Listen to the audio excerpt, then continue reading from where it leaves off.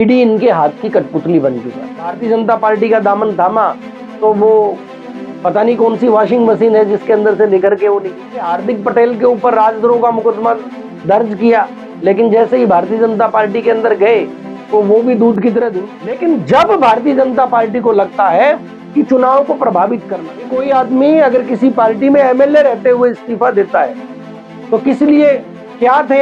MLA थे। क्या बनना है? एमएलए बनना। तो मुख्यमंत्री थे, और यहाँ भी क्या है? यहाँ भी मुख्यमंत्री के बाजार में किस तरीके से मोहब्बत की दुकान को हरियाणा प्रदेश में आईएनएलडी उनके साथ गई, आईएनएलडी को खत्म कर। आज जेजेपी उनके साथ है, तो आने वाले दिनों में वो भी दिखाई नहीं देती। करतारपुर का स्कूल बंद हुआ, कादराबाद का स्कूल बंद हुआ, तो कितने स्कूल हमारे क्षेत्र के अंदर, तुसंग का स्कूल भी ये बंद करने वाले थे, वो किसी तरीके से आंकड़े इस तरीके से किए कि भी वो बचा। गांव के अंदर जो बाढ़ प्रभावित क्षेत्र था, उनके किसानों को आज तक मुआवजा नहीं मिला।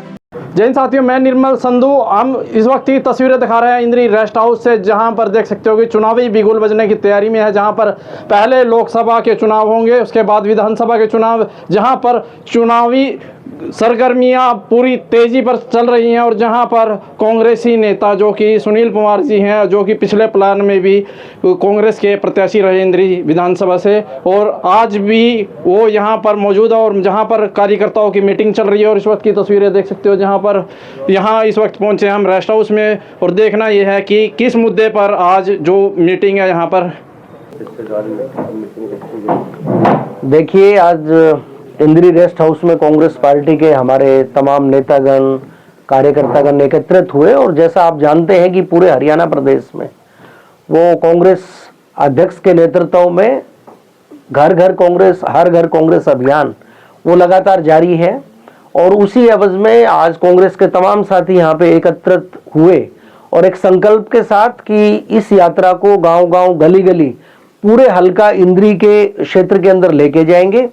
और जिस तरीके से आज भारतीय जनता पार्टी हर वर्ग के खिलाफ गलत तरीके से काम कर रही है, और आप लोग जानते हैं कि भारतीय जनता पार्टी जिस चीज को अमृतकाल का नाम देती है, कांग्रेस पार्टी के अध्यक्ष आदरणीय मल्लिकार्जुन खड़गे जी ने उसको अन्याय काल का नाम दिया है। और पिछले 10 साल किस किस प्रकार के अन्याय वो भारतीय जनता पार्टी की सरकार ने किए हैं, तो वो उन सारी चीजों को लेकर लोगों के बीच में जाएंगे। संक्षेप में बताऊं तो पिछले 10 सालों के अंदर भारतीय जनता पार्टी ने वो आर्थिक अन्याय की नींव इस देश के अंदर रखी, सामाजिक अन्याय की नींव, और इसी प्रकार से जो सामाजिक अन्याय है वो इस देश के अंदर शुरू किया। हमारे देश का कॉन्स्टिट्यूशन, हमारे देश का संविधान जिन आर्थिक, सामाजिक और राजनीतिक न्याय देने की बात करता है, वहीं पे भारतीय जनता पार्टी ने गैर संवैधानिक तरीके से पहले जीएसटी लागू करके, नोटबंदी करके एक आर्थिक ढांचे को कमजोर करने का काम वो भारतीय जनता पार्टी ने किया। छोटे जो रोजगार धंधे थे, छोटे जो फैक्ट्रीज थे, वो सारी की सारी बंद होने के कगार पे हुई, और जिससे करोड़ों की संख्या के अंदर जो हमारे नौजवान थे वो बेरोजगार होके, हताश होके अपने घर के ऊपर, घर पे बैठे, या फिर वो पलायन करके देश छोड़ के बाहर जाने के लिए बाध्य हुए। इसी तरीके से सामाजिक अगर अन्याय की बात करें तो भारतीय जनता पार्टी ने एससी, ओबीसी, एसटी इन लोगों का रिजर्वेशन का दायरा और इनको प्राइवेटाइजेशन के तहत जो नौकरियों में रिजर्वेशन था, जो आरक्षण था, उसको खत्म करने का काम किया है।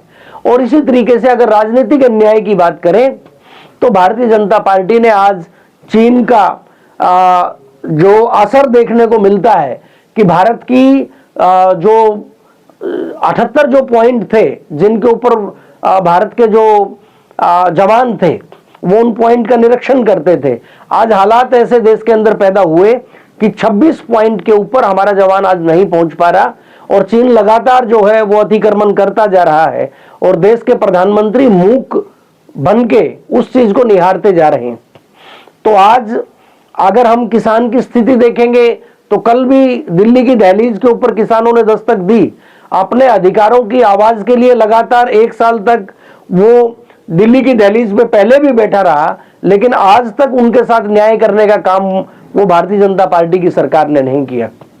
हमारे क्षेत्र के अंदर अगर मजदूर वर्ग की आप बात करें तो मजदूरों के साथ सबसे बड़ा अन्याय कि कोविड काल के अंदर भी मनरेगा जैसी योजनाएं इक्का दुक्का जगह पे जहां पे चली तो लोगों का बचाव रहा, अदरवाइज हर जगह पर मनरेगा जैसी योजनाओं के ऊपर अंकुश लगा के वहां पर समय पे पैसा ना दे के, समय पे काम ना करा के मजदूरों के साथ बहुत बड़ा अन्याय करने का काम ये सरकार कर रही है। इसी तरीके से अगर आप महिलाओं के बारे में बात करेंगे तो एक साल के अंदर, पिछले एक साल के अंदर 31,000 से ज्यादा जो है रेप केसेस, यानी अगर पर डे के हिसाब से लगाएं तो 86 रेप केस प्रतिदिन के हिसाब से वो भारत के अंदर हुए हैं। तो महिलाओं के प्रति ये जो असंवेदनशीलता सरकार की है, आप देखो कि कुलदीप सेंगर का नाम जब एक ऐसे केस के अंदर आया जिसमें महिलाओं को अपमानित किया गया तो कुलदीप सेंगर के ऊपर कोई कार्रवाई समय पे ना करके इन्होंने कुकर्तव्य करने वालों के मंसूबों को बढ़ावा देने का कार्य किया है। इसी तरीके से बिल्किस बानो केस के अंदर आप देखोगे तो किस तरीके से गुजरात के अंदर बिल्किस बानो के जो अपराधी थे उनको छोड़ दिया गया और उस क्षेत्र के अंदर आरएसएस के लोगों ने, विश्व हिंदू परिषद के लोगों ने मिठाई बांटने का काम किया। तो इस तरीके के करते अगर सरकार के लोग करेंगे तो निश्चित तौर पर महिलाओं के प्रति जो अपराध के आंकड़े हैं वो निरंतर बढ़ते जाएंगे। आज चारों तरफ अगर आप अपनी नजर घुमा के देखोगे तो इस देश में आर्थिक, सामाजिक और राजनीतिक हर प्रकार का अन्याय जो है भारतीय जनता पार्टी की सरकार ने किया। आज हमारे साथी यहाँ पे संजीव पंजोखरा जी, हमारे शिवराम जी, जिनके अभी बात कर भी रहे थे कि जिनके नाम में दो भगवान हैं, एक शिव है और दूसरा राम है। तो आज राम के नाम पे जिस प्रकार से डिस्ट्रक्शन का काम, एक डीडीएलजे योजना इन्होंने तैयार की है जिसके अंदर ये पहले तो डिनाई की बात करते हैं कि कोई बात की घोषणा करो और उसके बाद उससे मुकर जाओ, तो ये इनका डिनाइल है। दूसरा कि डिस्ट्रक्शन है कि सही जो मुद्दे समाज के हैं उनसे लोगों का ध्यान कैसे भटकाया जाए, तो ये डिस्ट्रक्शन की बात करते हैं। इसी तरीके से लाई मतलब झूठ बोलना और उस चीज को सही ठहराना, तो ये काम जो है वो भारतीय जनता पार्टी की सरकार करती है। पहले झूठ बोलेंगे और फिर उसको तर्क संगत करने का प्रयास करेंगे कि हमने जो बोला था वो सही बोला है। आज हम सबके सामने आंकड़े हैं कि इस देश की राजनीति के अंदर अगर सबसे करप्ट कोई काम हुआ तो चुनाव सिर पे हैं, और चुनाव से ठीक पहले हमारे भारत की संसद के अंदर भारतीय जनता पार्टी के जो हमारे प्रधानमंत्री आदरणीय मोदी जी वो फैसला लेते हैं कि मुख्य चुनाव आयुक्त की जो नियुक्ति होगी उसके अंदर 2 वोट वो सत्तासीन पार्टी की पड़ेगी और 1 वोट जो है वो विपक्ष की पड़ेगी। जो पहले हमारे चीफ जस्टिस ऑफ इंडिया को वोट डालने का अधिकार था तो उसको खत्म करने का काम किया। इससे भी आगे बढ़ के देखें तो किस तरीके से लगातार ये सरकार तानाशाही काम करती जा रही है। आप देखिए चंडीगढ़ के अंदर जब मेयर का चुनाव हुआ तो मेयर के चुनाव में किस तरीके का गणित बिठाना और अपने एक कार्यकर्ता को चुनाव आयुक्त बना के, चुनाव अधिकारी बना के वो मतगणना के लिए भेजना और उस अधिकारी का अपने दायित्वों से भटक के भारतीय जनता पार्टी का मेयर बिठाने के लिए अलग अलग तरीके से कैमरों की तरफ देख के ताक झांक करना और उसके बाद खुद टिक लगा के उन वोटों को कैंसिल करना, ये बहुत बड़ा षड्यंत्र इस देश के अंदर है। आज आप देखो कि सारे युवा साथी, युवा कांग्रेस के भी साथी, जैसे हमारे साथी बीच में रोहित शोरान जी बैठे हैं, यूथ कांग्रेस इंद्री के अध्यक्ष हैं, इन लोगों के नेतृत्व में भी पूरे जिले के अंदर अलग अलग समय पे रोजगार के लिए और युवा बाहर जो पलायन करने पे मजबूर है उनसे रोकने के लिए किस तरीके के काम किए जा सकते हैं, ये लगातार फील्ड के अंदर है। इसी तरीके से भाई बलबीर जी जो राजीव गांधी पंचायती राज संगठन करनाल के अध्यक्ष हैं, तो लगातार पंचायती राज में अलग अलग चुने हुए जनप्रतिनिधि, सरपंचों की हालत के बारे में इन्होंने बात की, बहुत सरपंचों से मिले भी। आज सरपंच इतना दुखी है कि e tendering, right to recall bill और इस तरीके के असंख्य कानून जो 1995 के अंदर पंचायती राज व्यवस्था को मजबूत करने के लिए बनाए थे, 2023 में सारे बदलने का काम किया। तो आज पंचायती राज व्यवस्था को ध्वस्त करने का काम जब भी ये सरकार कर रही है, तो हमारी पंचायती राज की टीम सड़कों पे उतर रही है। तो निश्चित तौर पे लगातार हमारे अलग अलग संगठन, अलग अलग साथी वो मिलके जमीन पर वो कांग्रेस की बातें लेके जा रहे हैं। संगठन मजबूत क्यों हो पा रहा है? देखिए, मैं उस संगठन के बारे ही मैनपाल जी बात कर रहा हूं। मूल रूप से मजबूत नहीं हो आज मैं वही उसकी मजबूती के बारे अगर मैं बात बताऊं तो हमारे बीच में यहां देखो, आज डॉक्टर नवजोत जो हमारी महिला कांग्रेस की अध्यक्षा हैं, उनके घर में कोई ट्रेजेडी हुई है तो इस करके हमारे बीच में वो नहीं आ पाए। आज युवा कांग्रेस के हमारे साथी शिवराम जी हैं, यूथ कांग्रेस से हमारे पुराने साथी संजीव जी हैं। हमारे यहाँ पर अगर देखो युवा कांग्रेस के वर्तमान के साथी, उधर हमारे पंचायती राज के हमारे उपाध्यक्ष साथी, पंचायती राज के जिले के साथी, और इसी तरीके से हर डिपार्टमेंट, किसान वर्ग से जुड़े हुए हमारे साथी चेयरमैन साहब यहाँ बैठे हैं, हमारे भाई जो बीड़ माजरी से साथी यहाँ पे बैठे हैं। तो तमाम कांग्रेस पार्टी के जो मजबूत साथी वो निरंतरता के साथ, अकेले पद की भूख जो है वो कांग्रेस में नहीं रही है। और ये भी मैं स्पष्ट कर दूं कि कांग्रेस पार्टी कभी भी कैडर बेस्ड पार्टी नहीं रही, ये मास बेस्ड पार्टी है, जो मासिस की आवाज, जो लोगों की आवाज है उसको उठाने का काम करते हैं।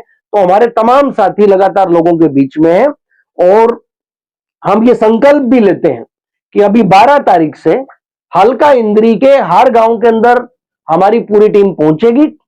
आज शॉर्ट टर्म के ऊपर, शॉर्ट नोटिस के ऊपर ये मीटिंग बुलाई गई, तो बाकी के जितने भी हमारे कांग्रेस के साथी हैं सबके पास जो है इतला रहेगी कि 12 तारीख से किस गांव में हमारा प्रोग्राम जो है वो शुरू होगा।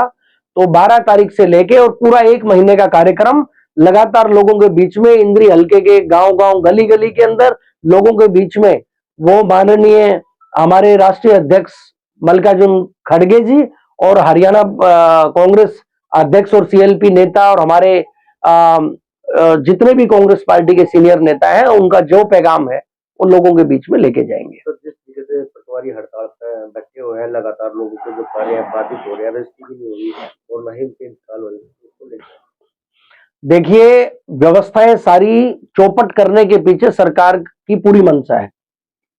अगर सरकार सही तरीके से काम करती तो इतने तहसीलदार और इतने डीडीपीओ वो हमारे करनाल के एरिया के अंदर पकड़े जा चुके हैं, जो तानाशाही तरीके से लोगों के घर गिराने का काम करते थे, रिश्वत लेने का काम करते थे। लेकिन भारतीय जनता पार्टी की मंशा स्पष्ट थी कि जिस भी अधिकारी ने गलत काम किया उसको प्रमोशन देके आगे भेजने का काम किया, और उसके बचाव के अंदर पूरी भारतीय जनता पार्टी ने उतरने का काम किया। अगर भारतीय जनता पार्टी की खुद मंशा ये होगी तो लोग तो ठोकरे खाने के ऊपर मजबूर होंगे। आज आप बिल्कुल सही बात कर रहे हो, किसी तहसील के अंदर जाओ तो गरीब आदमी की कोई सुनवाई नहीं है। आप ड्राइविंग लाइसेंस बनाने के लिए जाओ तो वहां पे किसी की कोई सुनवाई नहीं। अगर फैमिली आईडी के अंदर किसी की आय वो सालाना ज्यादा चढ़ी है तो उसको ठीक कराने के लिए जाओ तो किसी की कोई सुनवाई नहीं। आज कितने हमारे गरीब परिवार ऐसे हैं जिनका बीपीएल कार्ड से नाम काट दिया गया, गलत तरीके से दूसरे परिवार जिनको जरूरत नहीं थी उसको डालने का काम किया। तो आज भारतीय जनता पार्टी की मंशा जो है लोकहित में नजर नहीं आती, और ये जो 10 सालों के अंदर जो लोगों के साथ अन्याय करने का इन्होंने काम किया है, तो हम सब बीड़ा हमने यही उठाया कि लोगों के बीच में उसको प्रसारित करेंगे। तो लोग विपक्ष जिस तरह से ईडी की रेड की जा रही है उसके बारे में देखिए, ईडी इनके हाथ की कठपुतली बन चुका है। आज जहां पे भी इन लोगों को लगता है, अगर मैं पूरे देश के हालात बताऊं, 21 राजनीतिक पार्टियों के 222 हमारे ऐसे नेता हैं, इस देश के जो नेता हैं जिनके ऊपर ईडी ने छापा मारने का काम किया। लेकिन सबसे बड़ी बात, इनमें से 9 ऐसे नेता हैं जिन्होंने भारतीय जनता पार्टी का दामन थामा और उनके ऊपर से ईडी के सारे केस वापस हुए। इनमें से मैं कुछ नाम भी बता दूं, हेमंत बिस्वा शर्मा जी, जिनके ऊपर बहुत बड़े केसेस जो घोटाले के लगे 2014 के अंदर लगे, लेकिन 2016 में जैसे ही भारतीय जनता पार्टी का दामन थामा तो वो पता नहीं कौन सी वॉशिंग मशीन है जिसके अंदर से निकल के वो निकले। इसी तरीके से हार्दिक पटेल के ऊपर राजद्रोह का मुकदमा दर्ज किया, लेकिन जैसे ही भारतीय जनता पार्टी के अंदर गए तो वो भी दूध की तरह धुल गए। अजीत पवार, अगर महाराष्ट्र की राजनीति की बात करें तो अजीत पवार के ऊपर करोड़ों अरबों रुपए घोटाले के ईडी के आरोप थे, भारतीय जनता पार्टी में गए, सारे खारिज। लेकिन जब भारतीय जनता पार्टी को लगता है कि चुनाव को प्रभावित करना है, तो जिस तरीके से हरियाणा में आपने देखा कुलदीप बिश्नोई का चुनाव क्यों हुआ? भाई कोई आदमी अगर किसी पार्टी में एमएलए रहते हुए इस्तीफा देता है तो किस लिए? क्या थे? एमएलए थे। क्या बनना है? एमएलए बनना है। अरे भैया एमएलए तो पहले भी थे। जब ईडी ने उनके कारोबार को चौपट करने का प्रयास किया तो निश्चित तौर पे उन्होंने वहां छलांग लगा दी। आज वो जो मर्जी बोलते रहे। इसी तरीके से पूरे देश के अंदर महाराष्ट्र की सरकारें गिराना हो, गोवा की सरकारें गिराना हो, मणिपुर की सरकार को गिराना हो, मध्य प्रदेश की सरकार को गिराना हो, बिहार के अंदर अभी अल्टा पलटा आपने देखा है किस तरीके से नीतीश कुमार जी सरकार छोड़ के फिर बीजेपी के अंदर चले गए। तो मुख्यमंत्री थे और यहां भी क्या है? यहां भी मुख्यमंत्री है। मतलब गए क्यों? मुख्यमंत्री बनने के लिए। पहले क्या थे? मुख्यमंत्री थे। तो इस तरीके से भारतीय जनता पार्टी किसी भी राजनेता और राजनीतिक पार्टी को तोड़ने के लिए, डराने के लिए ईडी को अपने हाथों की कठपुतली बना के इस्तेमाल करती है। लोकसभा चुनाव को लेकर क्या चर्चा है? देखिए लोकसभा चुनाव आज दो विचारधाराओं के बीच का चुनाव है।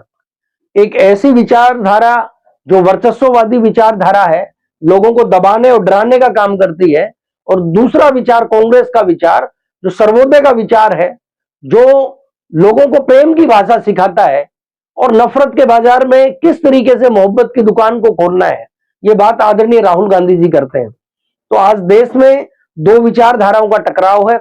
निश्चित तौर पे आज भी भारतीय जनता पार्टी अगर 43% के अंदर बैठी है तो 57% वोट उनके खिलाफ वो डालने का काम होता है। तो निश्चित तौर पे मुझे भरोसा है कि इंडिया अलायंस वो पूरे देश के अंदर सब लोगों को एकत्रित करके और जो 57% वोट इनके खिलाफ पड़ती हैं उनको अपने पक्ष में करने का काम करेगा, और केंद्र के अंदर अब की बार कांग्रेस पार्टी और इंडिया अलायंस वो पूर्ण बहुमत के साथ सरकार बनाएगा। बीजेपी तो की बार भी 400 पार का नारा दिया। हरियाणा में भी देते थे 80 पार, 75 पार, लेकिन हरियाणा के अंदर हुआ क्या? अगर तो ये जेजेपी के हमारे दुष्यंत जी वो व्यक्तिगत लालच में ना फंसते, पहले तो उन्होंने भी वोट किस लिए मांगा था? उन्होंने भी 75 ये जमुना पार का नारा देके मांगा। ये 75 पार बोलते हैं, हम इनको जमुना पार भेजेंगे। जब लोगों ने इनको वोट डाल दिया तो भारतीय जनता पार्टी की गोद में जाके बैठे। तो आज भारतीय जनता पार्टी का भी इतिहास मैं आप लोगों को बता देता हूं। जो भी क्षेत्रीय पार्टियां भारतीय जनता पार्टी की गोद में बैठी उन सब का अंत हुआ। आप आंकड़े उठा के देख लो। हरियाणा प्रदेश में आईएनएलडी उनके साथ गई, आईएनएलडी को खत्म कर दिया। इससे पहले जो भी पार्टी उनके साथ लगी है, हजका उनके साथ गई, हजका का विनाश हुआ। आज जेजेपी उनके साथ है तो आने वाले दिनों में वो भी दिखाई नहीं देनी। तो निश्चित तौर पे जो झूठे आंकड़े ये लोगों के बीच में पेश करते हैं और बाद में नतीजे कुछ और आते हैं, वही नतीजा इस देश के अंदर भी आने वाला है, और उसके बाद हरियाणा प्रदेश के अंदर भी कांग्रेस की पूर्ण बहुमत की सरकार बनेगी। तो जिस तरीके से सबका साथ सबका विकास की बात कर रही है सरकार, अभी भी कुंजपुरा की अगर बात की जाए तो हालात विकास नहीं होया पूरी प्रॉपर्टी। देखिए सबसे बड़ी कुंठा वो हमारे दिल में उस वक्त होती है जब ग्रामीण क्षेत्र के अंदर जाते हैं और बहुत सारे लोग आज रुक के मार मार के बोलते हैं कि यार हमने ये दिन देखने के लिए इन लोगों को वोट डाला था क्या? सड़कों की हालत देखो, स्कूलों की हालत देखो। आज स्कूल इंतजार के अंदर बैठे हैं कि कब जेबीटी टीचर्स की भर्ती हो, कब अध्यापक हमारे स्कूल के अंदर आए। कितने ही ऐसे स्कूल हैं जहां पे एक अध्यापक और एक चतुर्थ श्रेणी का कर्मचारी वहां पे होता है, और क्लर्क का काम भी वही करता है, पढ़ाने का काम भी वही करते हैं। आज कितने स्कूल हमारे क्षेत्र के अंदर बंद हुए। ये भीड़ भाषों का स्कूल बंद हुआ, इससे पहले करतारपुर का स्कूल बंद हुआ, कादराबाद का स्कूल बंद हुआ, तो कितने स्कूल हमारे क्षेत्र के अंदर, तुशंग का स्कूल भी ये बंद करने वाले थे, वो किसी तरीके से आंकड़े इस तरीके से किए कि भी वो बचा। तो आज जो हमारे क्षेत्र के अंदर 52 गांव के अंदर जो बाढ़ प्रभावित क्षेत्र था, उनके किसानों को आज तक मुआवजा नहीं मिला। किसानों को जो यूरिया मिलना था, यूरिया का रेट उतना ही रखा, उसके अंदर से 10 किलो कम करने का काम इस सरकार ने किया। तो ये सरकार जो है वो किसी न किसी रूप में षड्यंत्र करने का काम कर रही है, और हमारे क्षेत्र के अंदर विकास बहुत बड़ा मुद्दा है, उसके विषय में भी हम लोगों के बीच में लगातार बात करेंगे।